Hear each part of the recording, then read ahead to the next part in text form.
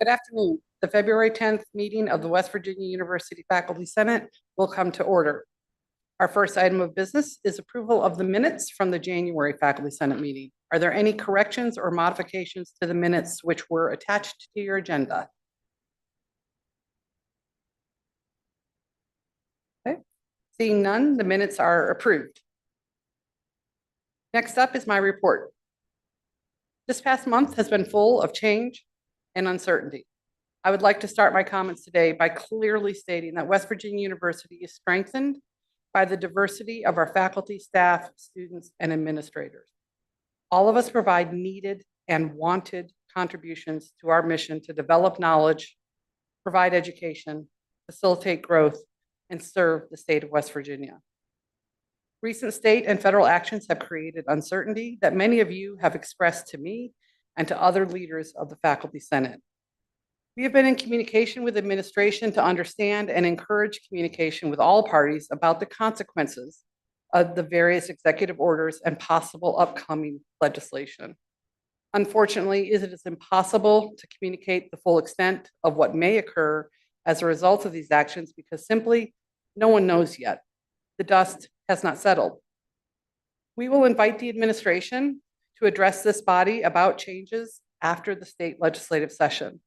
If you have any questions in the meantime that cannot wait, and I understand there are several of those, I encourage you to please reach out to Travis Mollahan or Misha Poor with your specific questions. I have asked them several questions in the last few weeks, and they have provided answers consistently and quickly. In the past month, the Faculty Senate has continued to advocate for our colleagues on a variety of issues. We met with the Office of Sponsored Programs and received an update on their modernization and customer service improvements. We are impressed with the progress made so far, and we are excited for further upcoming improvements. OSP will present to Faculty Senate about these improvements later this semester after they have had an opportunity to meet with the research community. We have also reached out to OSP to understand the impact of recent federal actions on grants of faculty. As we understand the impact, we will continue to advocate to attempt to mitigate the effects on our faculty. As shared earlier this afternoon by the research office via email, the capping of indirect costs by NIH will also result in significant hit to the institutional budget. All of this change reinforces the necessity of strong leadership of the institution moving forward to navigate change and to keep the university strong. In a moment, we will receive an update about the presidential search process from the search committee chairperson.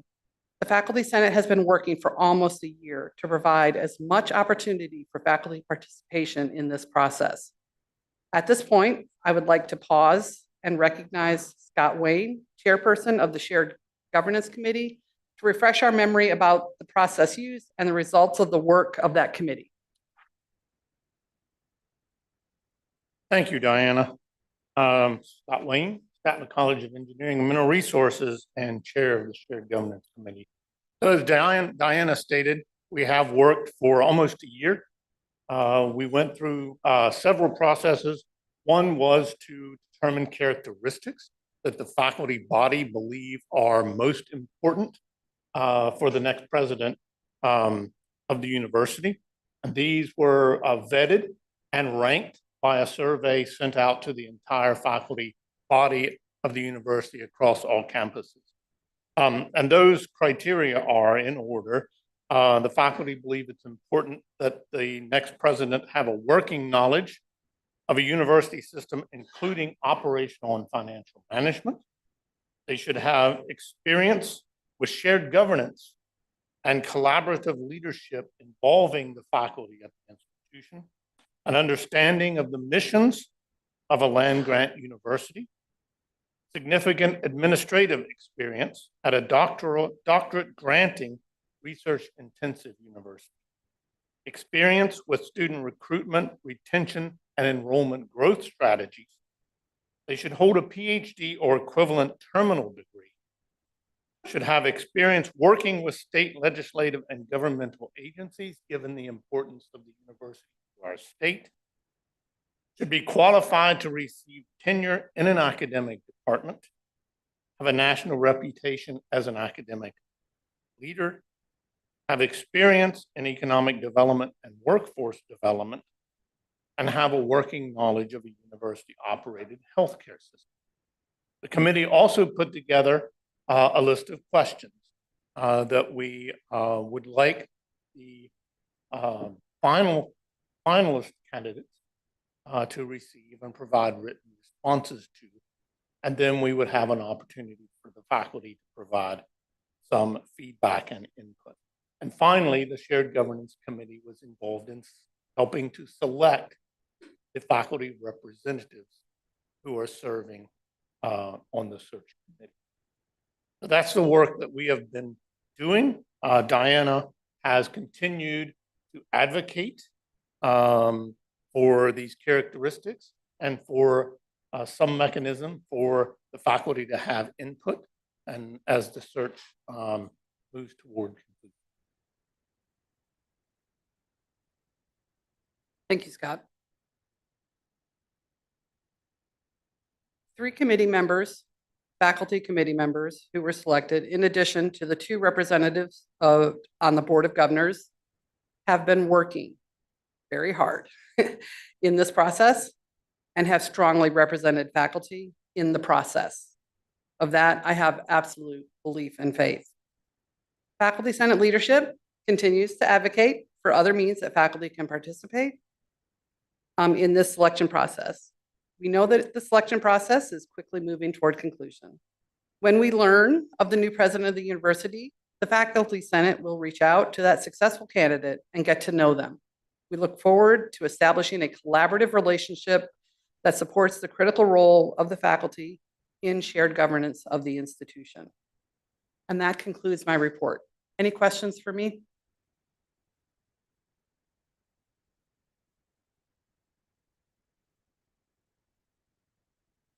Hi, Brian Powell, Statler College. Am I take it to assume that nothing has happened with getting the feedback from the individual candidates with the questions that were being posed to them? We provided a ranked list of questions to the chairperson, Patrice, who will be addressing us next. And we have yet to hear whether we will be able to see the responses. Okay, thank you. Thank you. All right, speaking of that, next up is a report from Patrice Harris, Vice Chair of the West Virginia University Board of Governors and Chairperson of the Presidential Search Committee. Dr. Harris is joining us via Zoom as she is in DC attending other meetings. Dr. Harris. Thank you, Diana. I appreciate the opportunity to be with you all here today via Zoom. As Diana mentioned, I had a competing meeting today. I'd planned to be there with you. I am Patrice Harris, Chair of the Search Committee. I just want to make a note of the characteristics that Scott just mentioned. And I believe many of them, if not all of them, are in the leadership profile. And so I encourage everyone to go back to that leadership profile. I think you will see many of the characteristics in the profile that the faculty thought were important. And I just want to say on behalf of the Board of Governors, I really appreciate all of the input from the very beginning to those questions that you mentioned, to the leadership to the listening sessions over the course of the summer, of course, to the very strong and important work of the faculty members on the search committee, and the continued dialogue with the faculty members on the Board of Governors. I have met a couple of times, and to the last question, Diana and both Scott met with them, as well as the faculty representatives on the search committee and the Board of Governors, to figure out the best way, an efficient way to get questions answered that you all ranked and get them reviewed. And let me tell you where we are with that as of today. And of course, Diana can correct me if I'm wrong. Again, I just want to say about the search generally, though hopefully many of you saw my community letter that went out. Some people got it on the 3rd, others received it on the 5th. giving you a brief. Yes, it is general update. As you know, we are in some ways in the quiet phase, but the Board of Governors has selected finalists, and we will be interviewing in person those finalists. The search committee will have an opportunity to have discussions with the finalists in person. We think that is another very important data point. We certainly have CVs, we have records, we have a lot of other information. We have virtual interviews, but it's important to meet people face to face and in person. So that those interviews will happen over the next couple of weeks.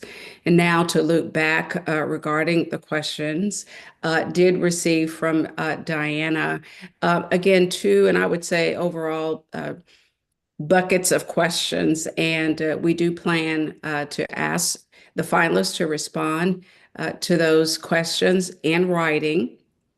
And as it stands now, we will review the answers with the executive committee, and the executive committee will give us feedback. We will de-identify the specific answers, but we'll get feedback. And actually, in some ways, I don't want even the finalists, some of whom may be watching today, to know the specific questions, although that will happen soon enough. But let me see if I can give you the overall categories. Certainly, the finalists will be asked to, in some ways, I'm giving this away a little bit early, but define what is their definition of shared governance? What is their philosophy around shared governance?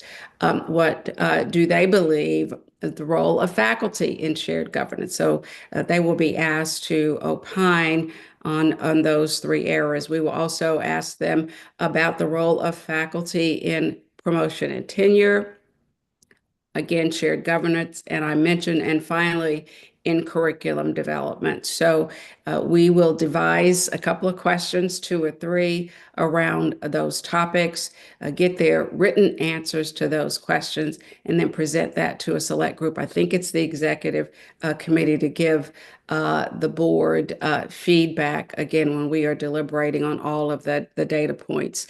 So with that, Diana, again, thank you for the opportunity to present, albeit very briefly, with you today.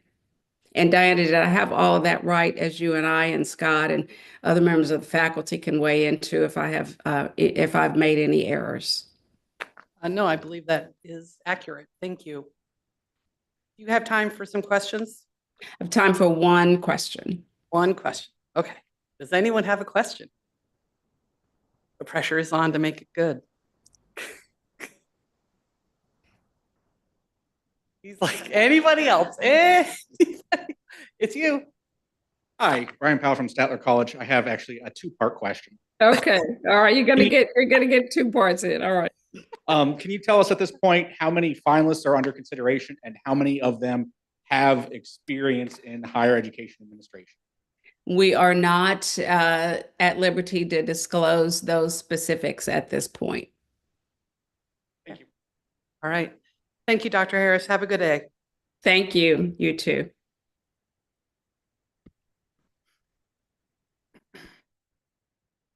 Okay. Next up is approval of the consent agenda. Any member of the Senate can request an item be removed from the consent agenda. Does anyone desire an item to be removed? All right.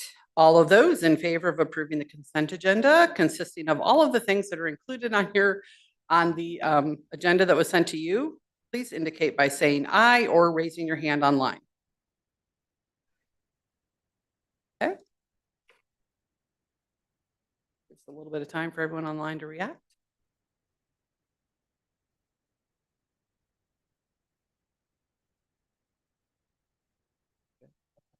All right, please lower your hands online. All those opposed to the consent agenda, please indicate by saying nay or raising your hand online.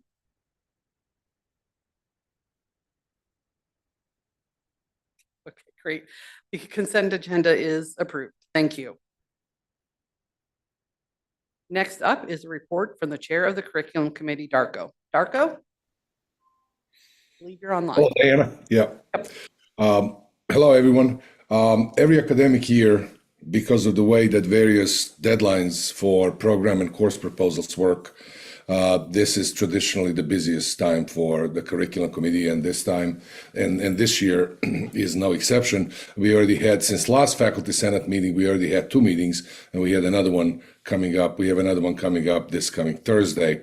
In the past 2 meetings since last faculty senate meeting, we have reviewed and cleared 27 program proposals and 177 course proposals, out of which 99 were new course proposals and 78 were course changes. So if in your faculty meetings or in the hallways of your colleges, you see your friendly local faculty senate curriculum committee member, please say thank you to them for their service and their efforts, because they are an incredible and devoted group of faculty, and we owe them our gratitude. So thank you, Dan. Thank you, Darko. Any questions for Darko? I would just like to second Darko's opinion. That committee is very hardworking. Perhaps buy them some caffeine, help keep them going to the end of the year. That's right. Okay, thank you. All right, next up is Cody Hood, General Education Foundations Committee Report. Cody? Thank you. So the committee has been working on making sure that we are aligned in our viewpoints for any new proposals for JEFs moving forward. So what you should see now, as any new proposals are put in through Kim, the criterion and questions being asked are slightly different and modified to better reflect the JEF expectations that was passed earlier this academic year. It'll also do a better job of identifying the connections of the learning outcomes of the course in the JEF areas that it's being proposed to be a component of. And then any feedback on that obviously is always helpful. And again, mainly just designed to make it so that the review process is a little bit more streamlined and straightforward. And that's all I have for today. All right, thank you. Any questions for Cody? Okay, our next report is from Sherry Chisholm, the chairperson for TACO.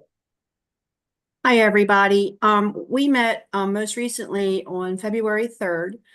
During that meeting, there was discussion on participation in the SPOT survey from the fall semester. So now that that data is available, we're going to take a deeper dive into the data and use it to inform reporting of results. We're also continuing to look at and suggest best practices for increasing student participation. We're also keeping the request of units who would like to submit questions for SPOT.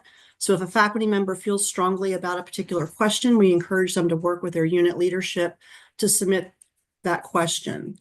Another option for faculty is to survey the class themselves about a particular assignment, etc., using various survey tools such as Qualtrics. And then the SEI tab in the faculty portal has been renamed SPOT to make it easier for faculty to locate their surveys in that location. And our next meeting is early in March. So that is all of my report. Thank you, Sherry. Any questions for Sherry? Oh, we have one question for you, Sherry. Okay.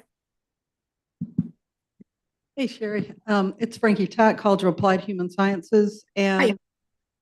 With it being performance evaluation season, I've heard some concern that the percentages are on the reports are reflecting things that in some cases may indicate faculty aren't doing well when they are. And specifically what I've heard, we were trying to get away from percentages.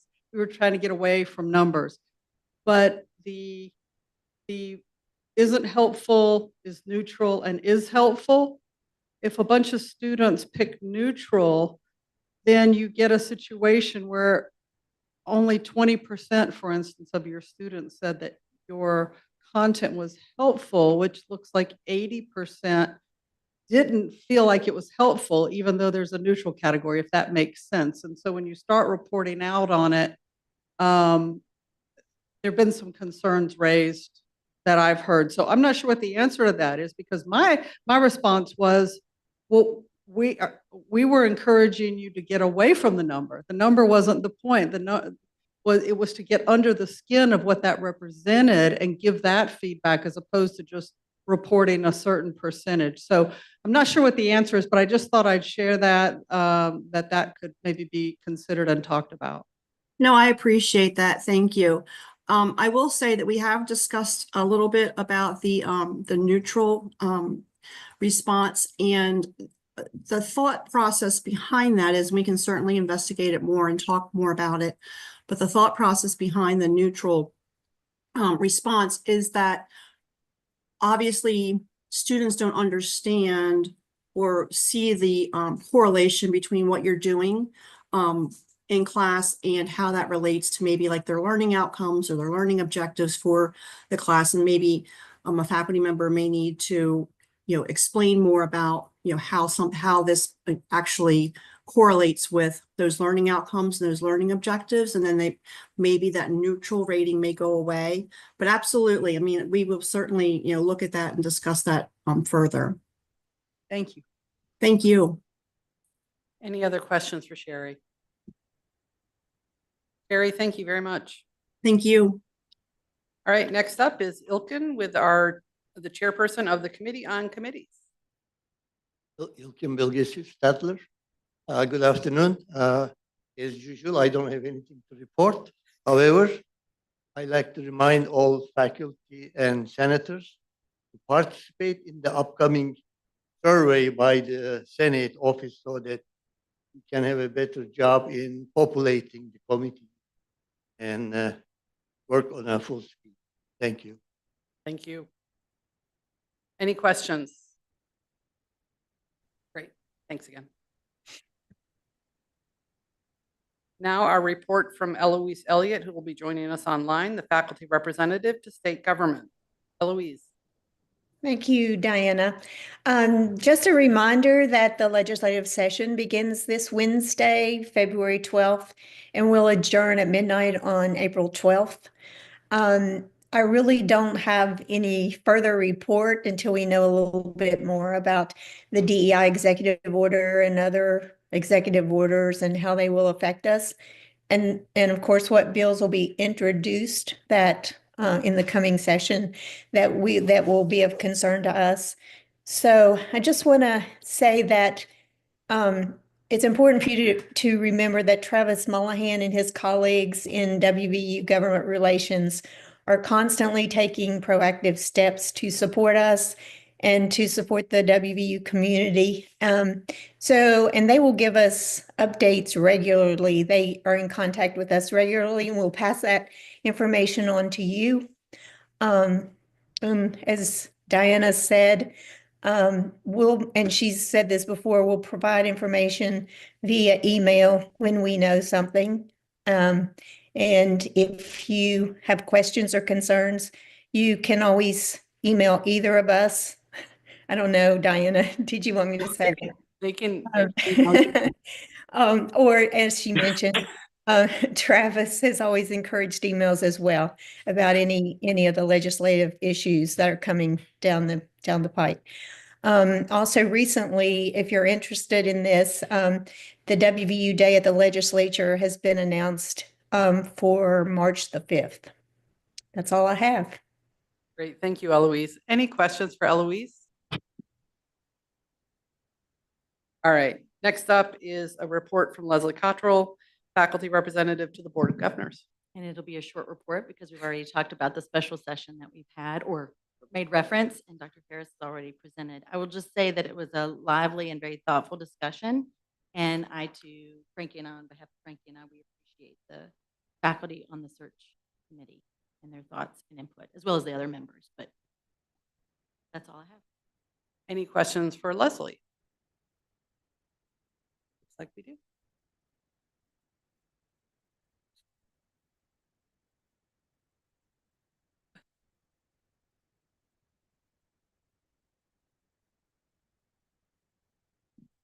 Emily Murphy with the College of Applied Human Sciences. And I guess I could have asked you this, Diana, or others, but I just want to, I know we can't share details, but if we could, if maybe faculty or the BOG members that are on are part of the search, do we feel like out of the candidates that are coming or going to the next phase of interviews, do we feel like we have our next WVU college president that will really represent faculty well?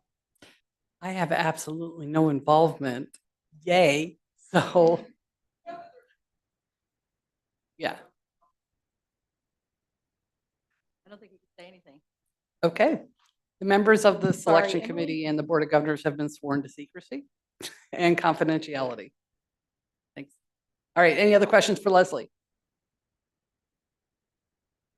Great. All right. Now we are pleased to welcome Ken Blemmings and Clarissa Estep with an update about the Honors College Experiential Learning Program.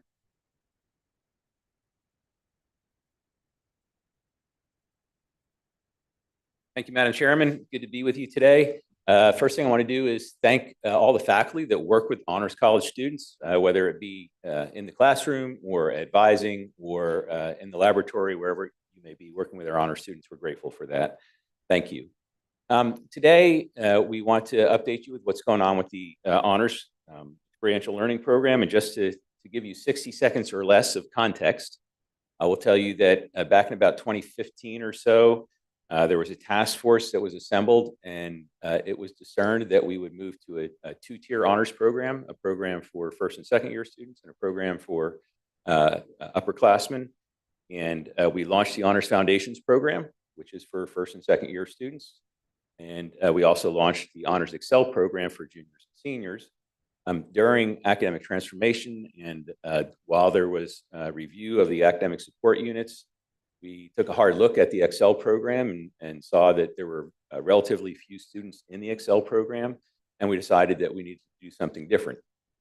And over the last couple of years, we've had the good pleasure of Dr. Estep working with us, who has great expertise in experiential learning. And she's been working with various entities around the university and outside the university to come and have a new experiential learning program that we'll house in the honors program. And with that, I will turn the floor over to my colleague, Dr. Estep. Good afternoon.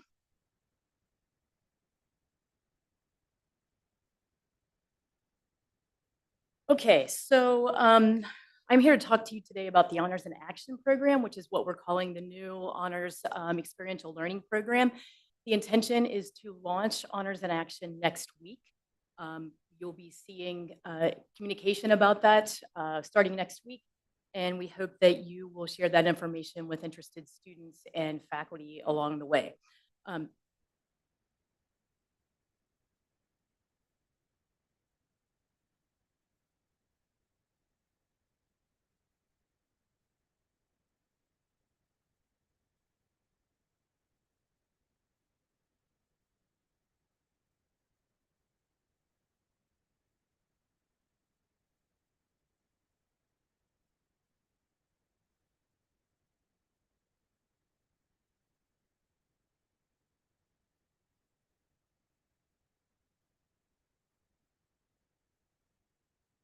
Okay, like any good faculty member, I had to complicate that with a PowerPoint. So, okay. So Honors in Action, we think this is a program that the students want, and we think that because we asked them. We had a variety of different meetings with students along the way to discuss with them what their preferences are with this program. We built that into this to Honors in Action. So it focuses on two things: experiential learning, but in a broader and less complicated way, and also on career readiness. So that is the second part of the focus of Honors in Action. So this is an experiential learning badge program that allows students to develop knowledge, skills, and competencies in a variety of ways. And they can do so through curricular activities in the classroom, such as service learning courses. They can do so through co-curricular activities, such as undergraduate research and education abroad. And they can do so through extracurricular activities, such as working with in a student leadership position or perhaps as an honors mentor. There's a variety of different ways that they can complete these badges. So to complete Honors in Action, all students will earn the Career Ready badge. This is based on the NACE 8, and it is the competencies that prepare students, we hope, for success post-WVU. So these 8 competencies are a shared understanding between universities and employers about what is needed to launch a successful career post WVU. So additionally to these NACE 8 competencies that form the Career Ready badge, students will earn 4 experiential learning badges. And before you say that's really hard, it's actually the badges have depth to them. So each of these areas that focus, and let me back this up, in research. So there's a focus in undergraduate research, internships, education abroad, service and community-based learning, and finally through the creative arts. So each badge has 3 levels. There is a white level that is the least of the depth, blue, and then gold, which is the most depth that a student can learn in a particular experiential learning area. So if for an example, research, a white level badge would maybe be participation, and this is not the only opportunity, it's one of the opportunities in the RAP program. More depth for that, we think, would be participation in the SHORE program. And finally, a gold level badge perhaps would be a undergraduate publication. Okay, so each badge is guided by learning outcomes, and each badge also has guided reflection activities so that the students can reflect not only on what they learned, but also on what were their successes and failures along the way. And we also are asking them to tie each of their experiences to the land-grant mission so that they understand how the work that they're doing through experiential learning also ties into what we do here at WVU as part of our land-grant. So we are using a software called Suitable to track this program. We're also transcripting the program, but the Suitable software will allow us to track their experiential learning activities. The value here is that the students will earn in addition to the transcripting, will earn a co-curricular transcript that will allow them to share their badges through an e-portfolio system. So they'll be able to enhance their digital footprint through things like employment, graduate school, professional school, et cetera. So they'll be able to share their portfolio work through and badges through something like LinkedIn. This is also a web and a mobile platform. So we think the Suitable software will be a good ability, give us a good ability to track the experiential learning activities. So we think that this combination of career readiness and experiential learning will provide our Honors College students with impactful careers, with an interest that we hope in lifelong learning and meaningful contributions to their communities.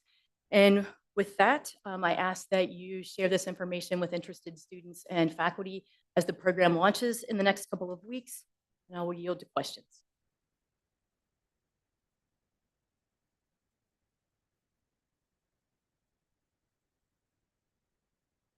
Hi, Brian Leary, School of Medicine. What is the difference between the Suitable software that we're using for honors and Portfolio that the university already has a contract with? So it's also the badging software, and it allows us to share these experiences in the student's portfolio out with relevant faculty for evaluation. Okay. I mean, Portfolio allows us to export PDFs in the same thing, so I just wanted to. So it's also gamified, which is something that perhaps over time we can extend out to the to other students across the university. Hi there, Catherine Hi. Fonseca, Libraries. Just provided you library We instruction did. today. We saw each other earlier. And so I guess my question is around, take for example, that research badge. How would the libraries then be able to integrate itself as, oh, if a student meets with a librarian, right? How do we, I suppose, advocate for our inclusion? So a couple of suggestions. Once we launch the website, you'll be able to see that this is just an example of experiential learning, and it's one sort of path through the research pad. There'll be lots of other options available, and we do not intend, or we're not currently suggesting that we have every opportunity and experience at WVU. So there'll be a way to submit other opportunities to help us grow the program. Okay, great, thank you. Okay, thank you.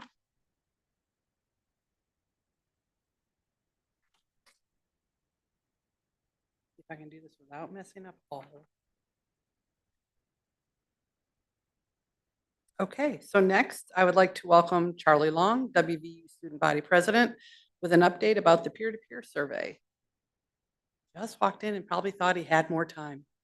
You can come up here or go there, your choice.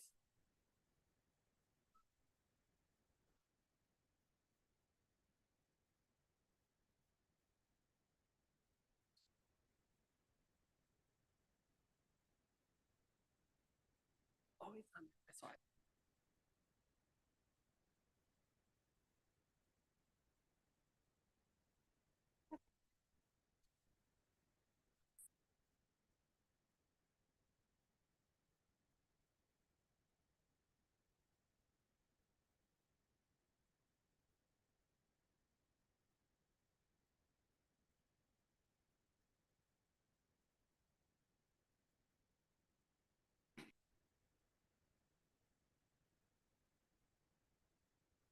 All right. Hello, everyone. For those of you who do not know me, my name is Charlie Long, and I am this year's student body president for WVU. It's nice to meet you all. And I want to thank your chair, Diana Davis, for coming up with the idea to speak with you all about this survey. I'm trying to reach as many faculty and instructors as possible. So over the past couple of months, as part of one of my initiatives as student body president, I have had a focus on combating student loneliness. And student loneliness is a huge issue on the campus. Over 50% of our students feel like they're not part of our community. They don't feel like they have a sense of belonging. And I've been looking at many ways to tackle that, but one of the ways, the front lines that I think can be used to tackle loneliness is in the classroom. And so I went on a journey of surveying my peers and exploring various avenues and teaching strategies to engage students in class and make them feel more part of a community. And this is what I will be presenting on today. The survey was sent out in January of this year. And full disclosure, it did not get a huge amount of responses. And I'm not an expert in the field of education, but my main goal here is to spread awareness of this issue and provide the data that I do think is relevant and broadly generalizable. So I have my purpose listed on this slide, and the purpose is to investigate ways that faculty can make their courses more engaging and promote peer-to-peer interaction. And so the recommendations and ideas that will come from this presentation are not by any means looking to have a mandate or anything like that. They are more just helpful suggestions and hints, and once again, spreading awareness. So this is just a brief timeline of my project. I've met with several administrators, different people in the Foundational STEM Collaborative. I've met with Faculty Senate leadership and different people in the Provost's office. And I've also given this presentation to the Committee of Assistant and Associate Deans to reach a broader audience that way as well. So first of all, what does the literature say about peer-to-peer interaction? Well, unsurprisingly, the evaluation of peer relationships plays a crucial role in feelings of belonging. 80% of university-based strategies effective in reducing loneliness are some form of social interaction. That seems pretty obvious as well. Courses, now this is an interesting one. Courses that incorporate trips outside or walks in nature are shown to increase well-being and peer-to-peer interaction. And then being LGBTQ+ or part of various minority groups is correlated with higher levels of loneliness among college students. And to fix this, faculty should be more attentive to the needs of the queer community and other marginalized communities. So I just talked to a few friends before I started the survey, and we came up with some names and different classes that we had felt were effective in promoting peer-to-peer interaction. And as you can see, it's from a variety of disciplines. So there is some good representation there. But there was also a general dissatisfaction with professors or instructors who simply read off of PowerPoints and don't put much effort in beyond that. But let's speak to the results of the survey as a whole. So surprisingly, one of the insights was that 69% of the respondents had a positive view of group work in class. And that was surprising to me because it seems as though the stereotype is that most students try to avoid group work at all costs. It's their least favorite part of the class, but the survey indicated otherwise. 55% of respondents sometimes or rarely feel connected to others. And this matches up quite well with the loneliness statistics of WVU. We correlated it with the UCLA loneliness scale.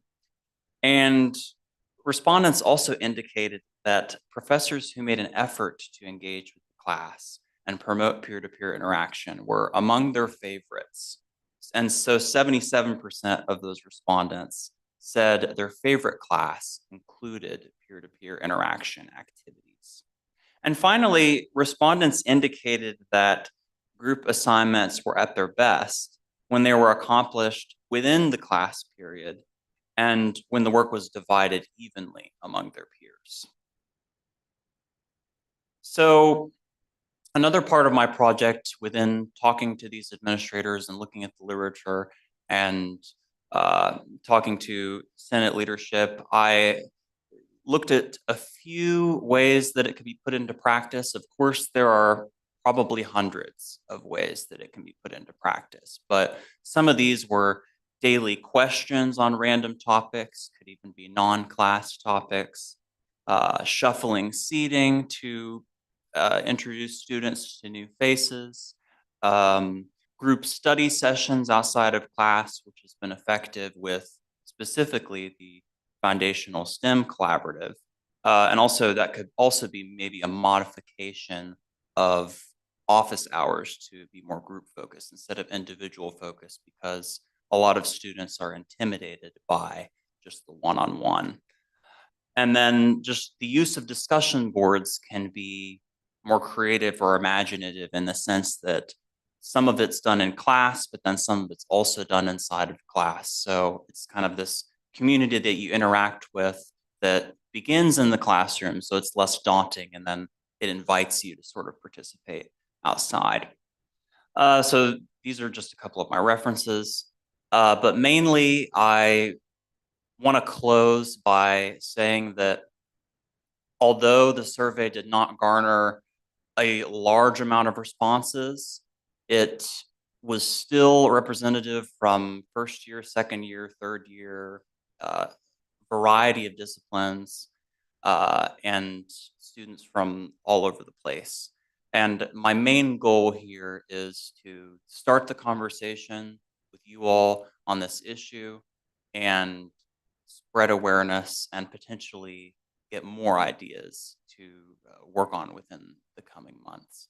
But with that, I want to turn it over to any questions that folks may have, and I would be happy to answer those to the best of my ability.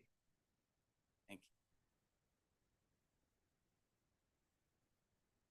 you. Emily Murphy, College of Applied Human Sciences in the Health and Wellbeing program. Since COVID, I've noticed, and I think probably many faculty have noticed, decrease in attendance to class by students.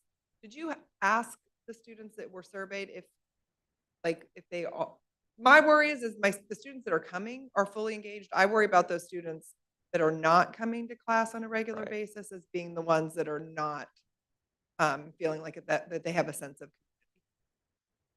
I did not survey that part, but that is something that I will take into consideration, look into the future, because I've noticed that as well, because obviously the first day of class, everyone's there, it's great, and then the week after it drops off and never really recovers from there. So I will look into that for sure. Hi, Charlie. Joe Jones, College of Creative Arts and Media. First, I just want to say great job. I think this is a very important topic. I talk to students about this all the time. I think I am doing a lot of what you're saying. I do group projects. I'm very Socratic, where I have students talk to each other. I was just wondering is there a formal way you're going to share kind of your findings or these suggestions with the larger faculty in the community? So I'm working to integrate it into the data sharing infrastructure that the university currently has. And I can discuss more with your chair about how to disseminate that to the broader faculty. I think presenting to the assistant and associate deans was a good first step, but if there are any other ways that could be suggested. I would be- suggest e-news. I mean, I think some of us read that, hopefully. And then also the DA, do an article with the DA, like get the DA involved. Okay. Yes, student I was media. planning on doing Yeah, it, but great. e-news is a great idea. Great. Thank you, Charlie. Thank you.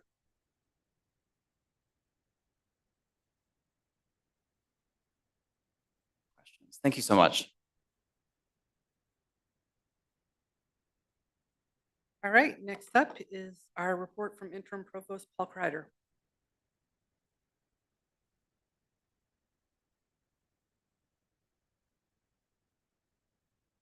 Thank you, Diana.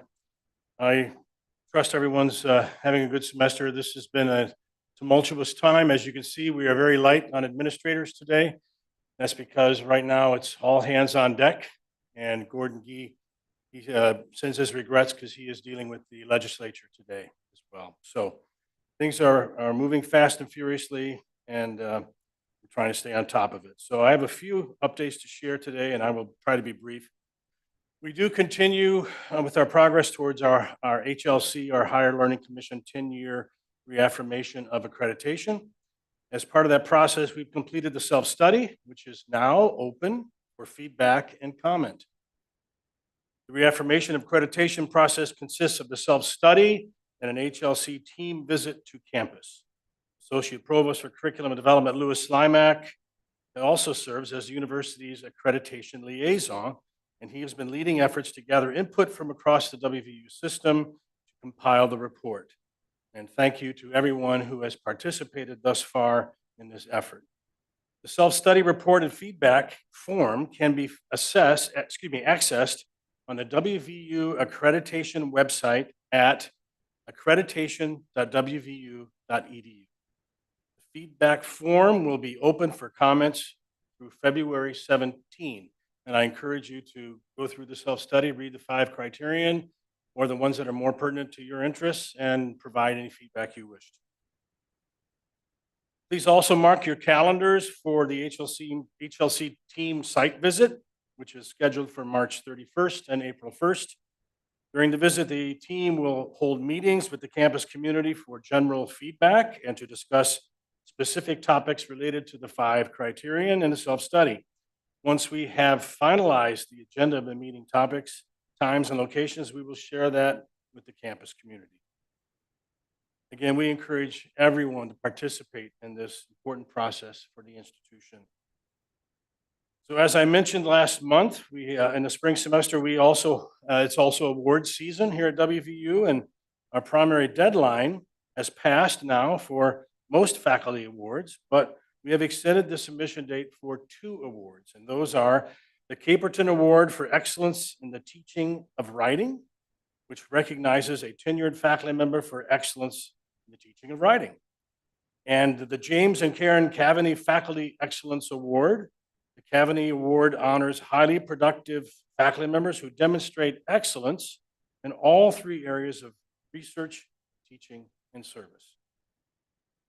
Please also encourage your colleagues to consider these 2 awards, and the application deadline is open through February 14.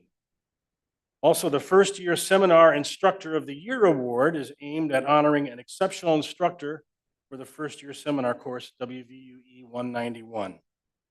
Specifically, the award recognizes up to 5 instructors who demonstrate outstanding dedication to fostering a supportive and engaging learning environment for first-year students through excellence in teaching, commitment to student success, and innovation in course design.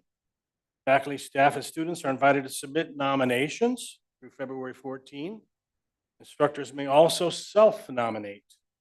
Recipients will be awarded $1,250 toward professional development opportunities. Details are available on the First Year Experience website. There have been several other messages about faculty awards and opportunities from other units shared lately, including the Office of Global Affairs, Faculty Award for Outstanding Global Contributions. That deadline is March 10. And the WVU Libraries Faculty Assembly Outstanding Librarian Award and Distinguished Service Award, and that deadline is February 17.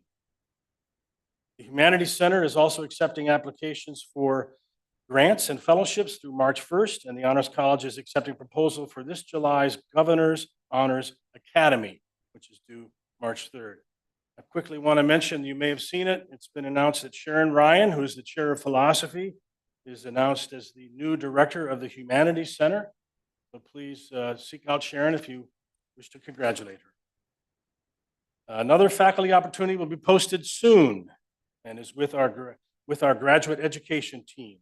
An official announcement is coming out, but many already know that after 3 decades of teaching, research, and service at West Virginia University, Associate Provost for Graduate Academic Affairs, Richard Thomas, has announced his retirement from WVU on June 30th.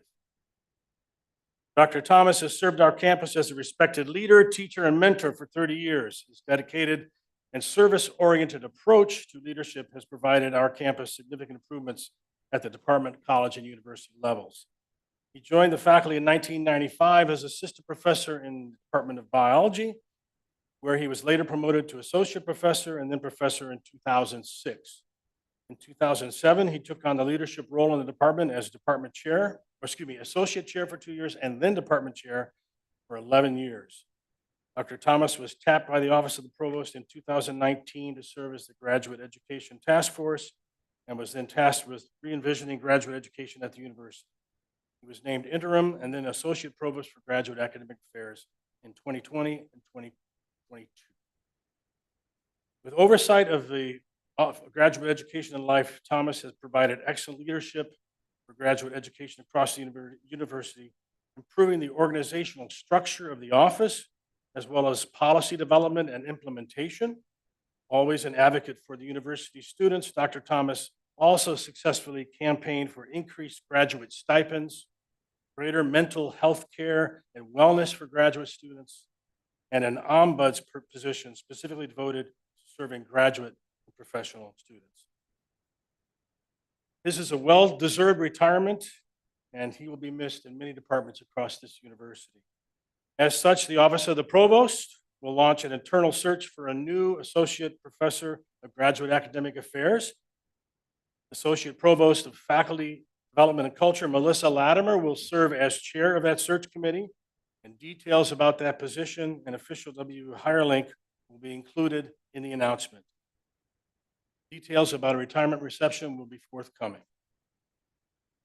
So finally, I wanted to mention one update about admitted students in the Honors College for freshmen. We have a total of 968 freshman students admitted into Honors College for fall 25. This is an increase in 43 students compared to this date a year ago. Additionally, 572 honor students have deposited for fall 2025, and that is also an increase of 41 students over this time a year ago.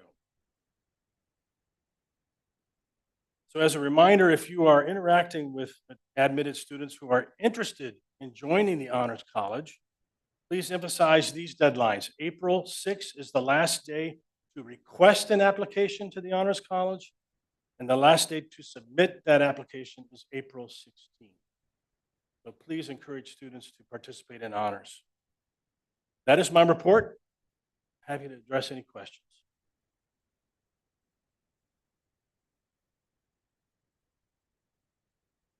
I knew it was going to be Brian. I'm over here again. Yeah, Brian Powell from Statler College. Hi, Brian. I recognize that things are still very much in flux, but wondered if you could speak to any anticipated impacts of DEI-related changes on some of the academic units, in particular those like LGBT Center, Native American Studies, Women and Gender Studies that are focused on minorities and underrepresented.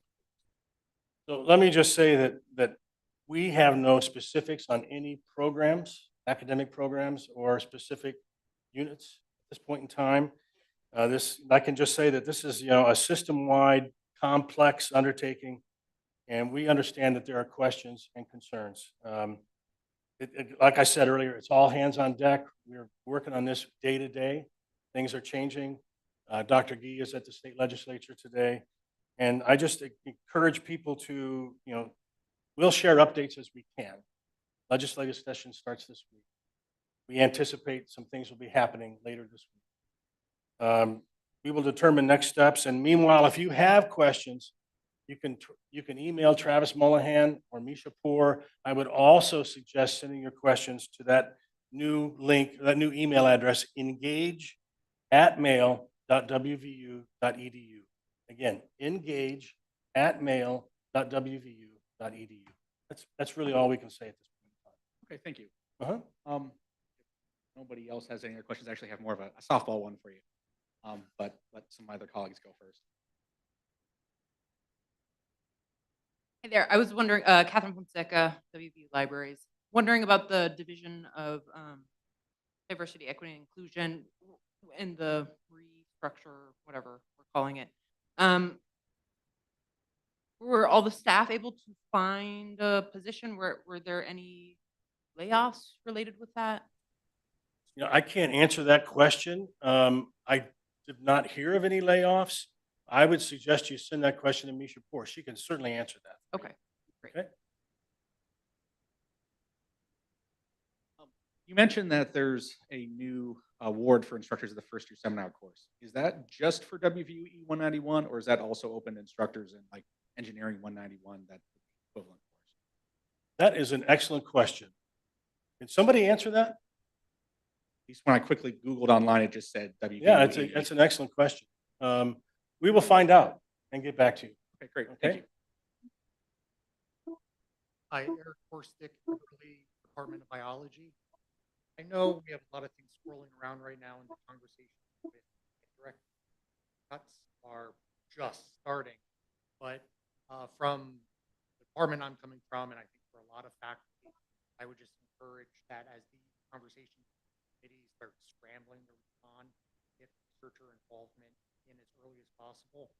Many of us that have our livelihood on the writing, administering, action, and incorporation of these grants, I think it's important to have this kind of at the ground before it develops and get our voice there as quickly as possible. Okay, noted. Thank you.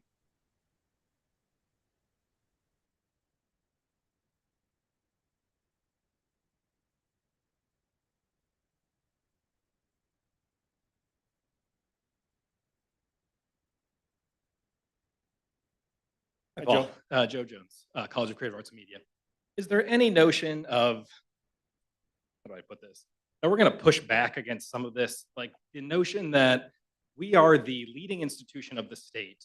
If we have our own principles and values as far as diversity, equity, and inclusion, that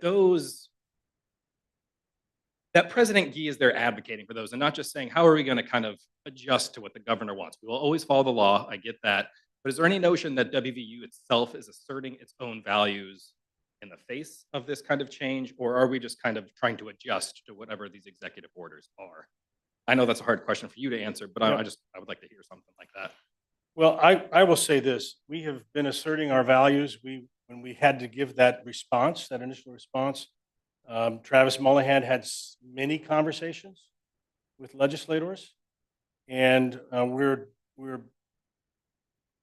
basically walking a fine line between trying to stir up more than what we're already being told we need to do. And so I wish I could say we're doing what we can do right now politically. And I would, if you want to ask Travis Mullahan your question, I would suggest you. Yeah, I have colleagues in Florida and in Texas, and I get that they are smaller institutions. We are freaking WVU, like the flagship main institution of this state.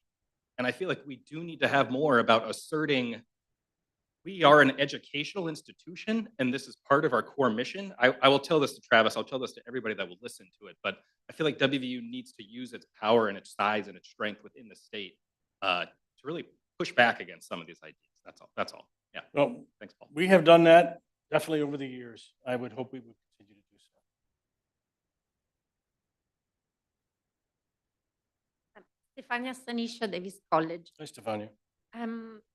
We received this afternoon an email saying that if the NIH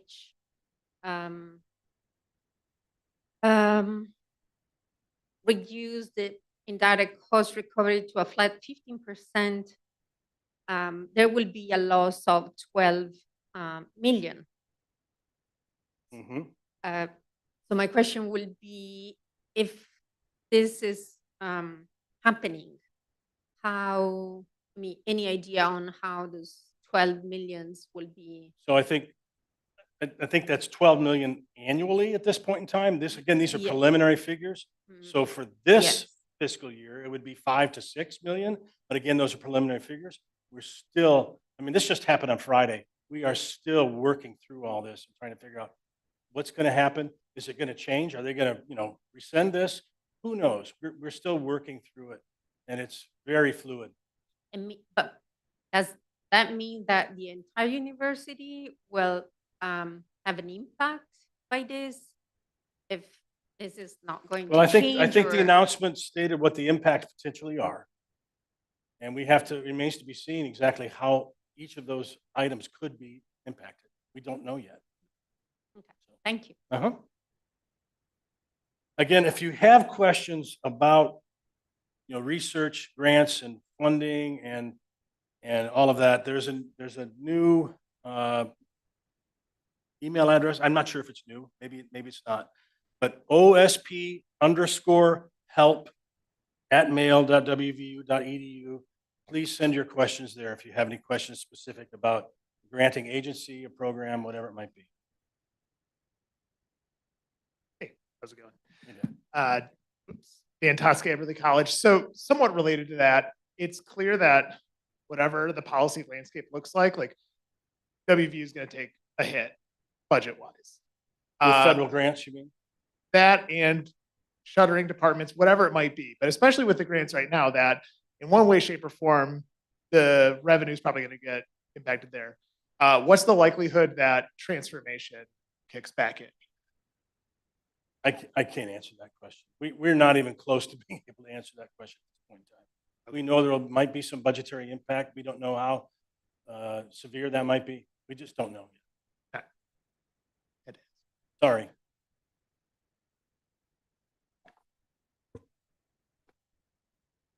Despite all this, I hope you all have a great week.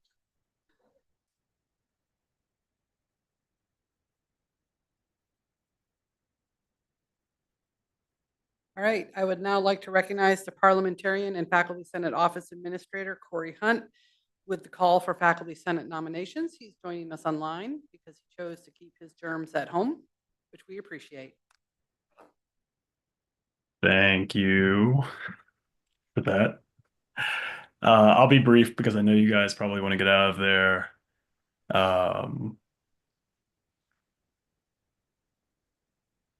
Let me see if I can share this real quick, just because I'm sure it's easier to see rather than listen to me.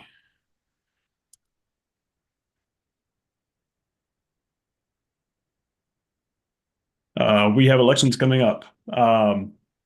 So sometime this week, I'll be reaching out to each constituency with openings to call for nominations where there are empty seats.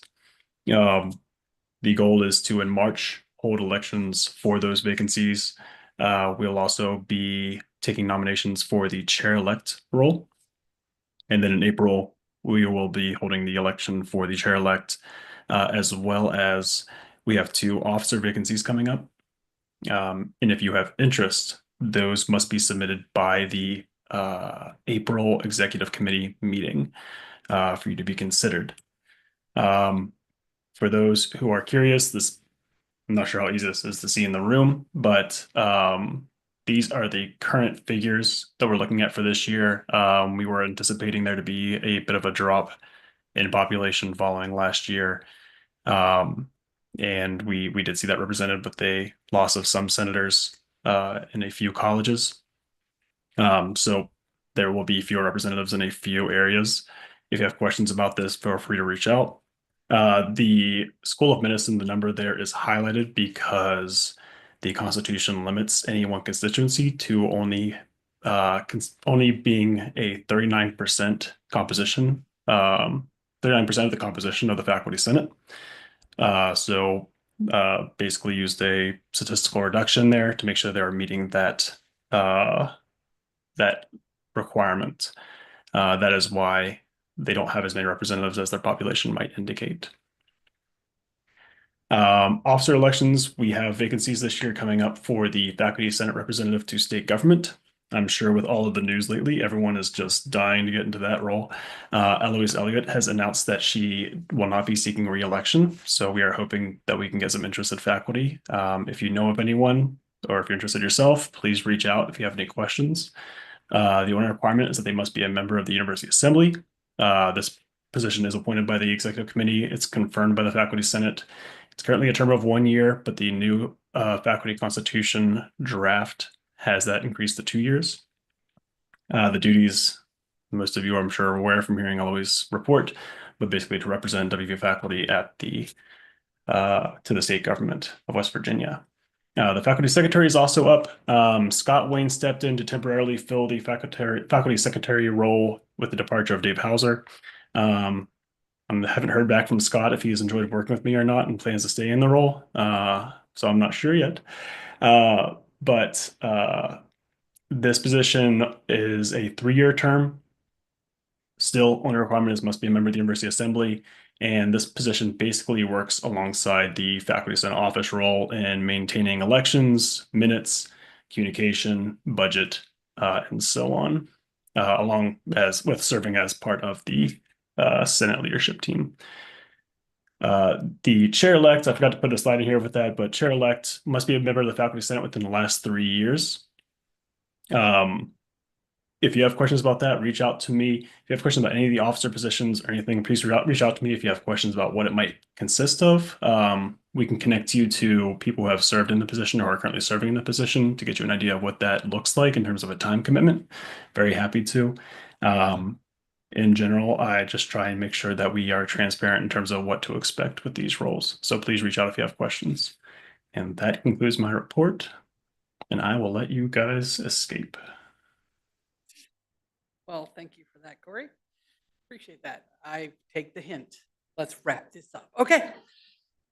Is there any new business? That's awesome. All right. Before I let you go, I just want to thank you again for your time and commitment in serving in your very important roles on the committees and in the Faculty Senate representing the faculty. You are a key part of shared governance at this institution, and I much appreciate it. Seeing no further new business, we are adjourned. Bye-bye.